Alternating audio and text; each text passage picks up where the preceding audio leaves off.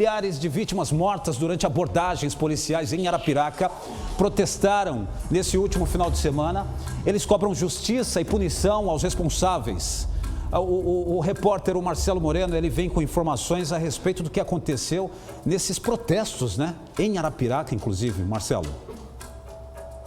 Esses protestos aconteceram na manhã do último sábado. Foi no centro da cidade, protesto esse pacífico com várias pessoas, tanto familiares quanto amigos das vítimas dessas abordagens policiais, vítimas essas que morreram durante essas abordagens. Uma delas foi o Danilo Fernando, ele que é um adolescente que foi alvo dessa abordagem policial em novembro do ano passado, e também o Marcelo Barbosa Leite, empresário, que também foi baleado durante uma abordagem da PM em novembro desse ano. Casos muito parecidos e que aconteceram com exatos um ano de diferença. Então, com cartazes, gritos, pedidos por justiça, foram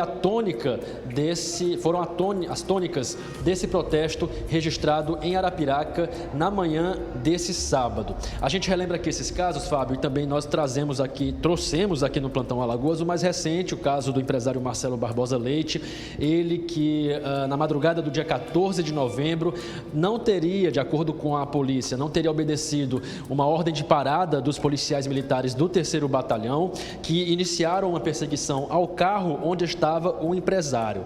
A versão dos PMs era de que o empresário teria atirado contra a viatura e que, por isso, os policiais atiraram contra o carro do Marcelo, e um dos tiros atingiu o empresário, que morreu 20 dias depois, internado em um hospital inicialmente aqui em Maceió, depois transferido para São Paulo, e lá não resistiu aos ferimentos. Quanto ao caso do Danilo, esse caso aconteceu em novembro do ano passado, em Arapiraca também. O Danilo estava em uma motocicleta e, de acordo com a versão dos policiais, o adolescente ele teria despistado a viatura quando o Danilo a avistou.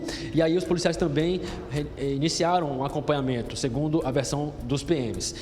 Os PMs também alegaram que o Danilo estaria armado e atirado contra a viatura que revidou. E aí o Danilo foi ferido a bala e também não resistiu aos ferimentos. No entanto, nesse caso do Danilo, o Ministério Público afirma que tem indícios que não comprovam que o adolescente estaria armado, e de que a posição em que ele foi morto, de acordo com a investigação, de acordo com a perícia, a posição da bala, segundo o MP, não demonstraria que o Danilo estivesse em uma posição de ataque, de confronto, mas sim de defesa.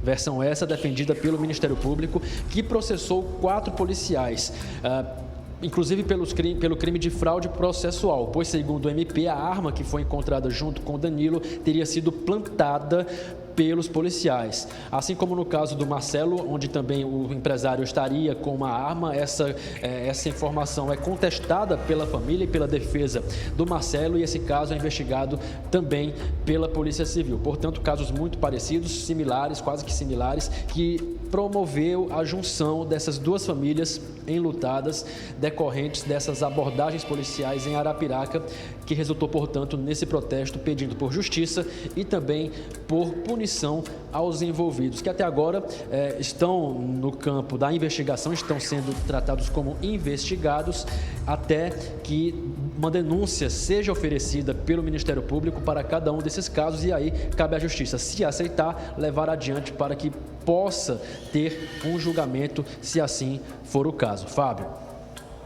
Obrigado, Marcelo Moreno. E a importância do Ministério Público quando entra nesses casos, né? Quando acata, quando começa também a trabalhar para levar a verdade. E eu, sinceramente, eu fico... Nesse tipo de situação, a gente vê essa imagem no caso aqui do Marcelo Leite, o empresário que morreu.